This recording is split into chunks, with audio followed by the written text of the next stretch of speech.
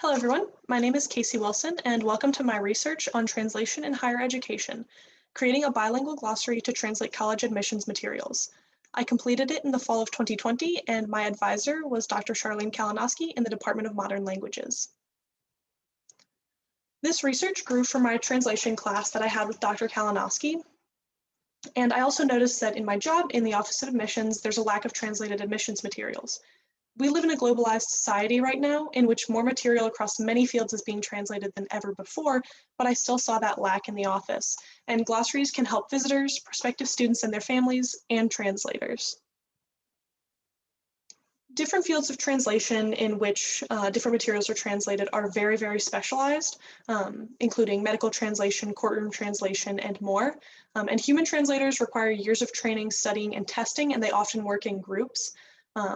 But machine translation is an option to replace human translators. However, it still requires checking and revising by human translators, so it's not quite as efficient. Additionally, within higher education, the American Translators Association ranks graduate schools as 10th of 13 principal markets for translators, and undergraduate education is certainly in need of translation and translators as well, due to different study abroad programs as well as exchange programs for different students. Additionally, technical fields such as the field of higher education, since they are specialized, they require a lot of different tools and specialized training, one of those tools being glossaries. So glossaries are incredibly useful tools for translators, and they can be very broad, encompassing a lot of different general language, or they can be specialized within a certain field or even within a specific topic. So a good example of this was when COVID-19 came about, new glossaries had to be created during the pandemic to address new words that were being used in everyday language. And glossaries will help to ensure standardization of translations across different translators. So it helps to make sure that they're all the same, they're all similar, and that people can understand them across different people who are translating.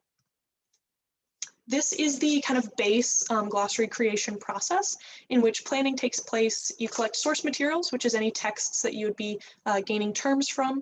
You select terms, which are glossary phrases. It's not just specific words. One word is just one word, but a term can be made up of multiple words. Terms are then defined. Terms are translated into the target language, and then they are verified with another translator or somebody else in order to make sure that they are correct. So the methodology for this research, I collected materials from the Roanoke College Office of Admissions, including some different academic program brochures, general brochures from the college, fact sheets, and more, so I could gather all of those terms. Then I compiled a list of 384 terms and 14 abbreviations to use in the glossary. I used online translation tools, including the DeepL Translator, Lingua, and Spanish Dictionary to translate all of the different terms. I added some clarifying notes in rather than defining terms. The clarifying notes helped to make sure that academic buildings, majors, minors, concentrations, different activities and things like that were noted within the glossary so that they could help glossary readers in the future. I'll explain this a little bit more in a second.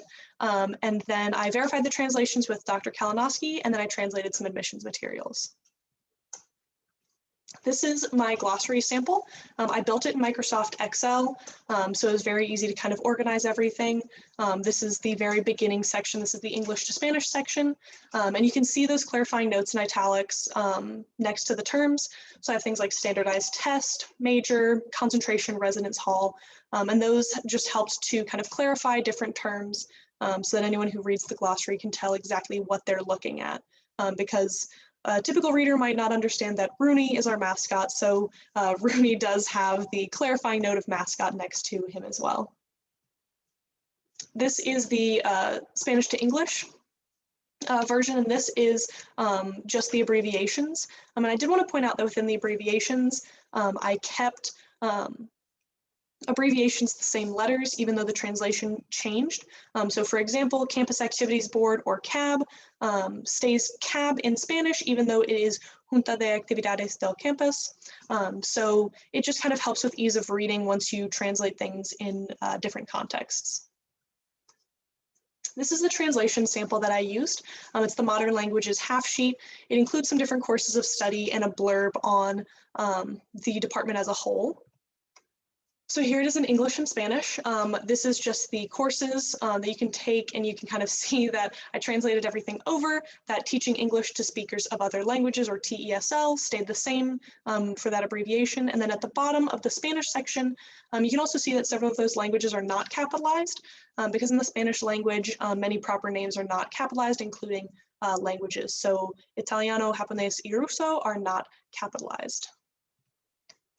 This is the blurb, and unfortunately I won't have enough time to read through it, but if you're able to pause the video, I would encourage you to pause it, read it, and then the Spanish one is next, so you can watch, or so you can pause it and read this one as well, just to kind of see how things changed in this translation.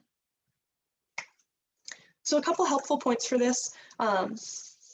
The online translation tools were really great to help cover different translations in different dialects and things, since often one term can be translated multiple different ways into Spanish. And like I said, Microsoft Excel was very helpful for organization and alphabetization purposes. Some difficulties were the time that it took to do everything, and then also working alone. I definitely understood why translators worked in teams, and then just determining which capitalizations and which proper names and things to actually capitalize was a difficulty that was kind of a holdup. So that would all be remedied by working together. And then just in conclusion, I hope that this glossary can increase the accessibility of admissions materials, and it can help other researchers build a foundation on which to base future translation work. Other students can translate this glossary into other languages, such as French, Italian, German, I know are all offered on campus, as well as many more, and then expanding the glossary because of the fact that new academic programs, buildings, and such will be added to the college, and so those would need to be added as well in the future. So thank you so much for watching this video and learning a little bit more about my research, and I hope you have a wonderful day. Thank you.